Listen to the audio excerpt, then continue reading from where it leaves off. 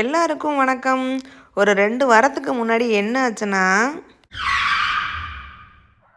School சிக்னலில் stop சைனில் நின்றுட்டு இருக்கும்போது பின்னாடி வந்த ஒரு கார் இடிச்சிருச்சு. சம்பவம் நடந்த அன்னைக்கு காலையில் என்னோட சின்ன பையனை அவங்க அப்பா ஸ்கூலில் ட்ராப் பண்ணிட்டு சிக்னலில் வெயிட் பண்ணிட்டு இருந்திருக்காரு. எங்களுக்கு பின்னாடி வந்த காரில் இருந்தவங்க பிரேக்கு நினச்சி ஆக்சிலேட்டரை அழுத்திட்டாங்களாமா. ஸோ கார் வந்து வேகமாக இதில் இடிச்சிருச்சு. நல்ல வேலையாக யாருக்கும் எதுவும் ஆகலை. ஆனால் எங்கள் காரை பின்னாடி இடித்தவங்களோட காரை மட்டும் டோ பண்ணி எடுத்துகிட்டு போகிற அளவுக்கு ஆயிடுச்சேன். அப்போ பாருங்கள் அவங்க எந்த ஸ்பீடில் வந்து இடிச்சிருப்பாங்கன்னு.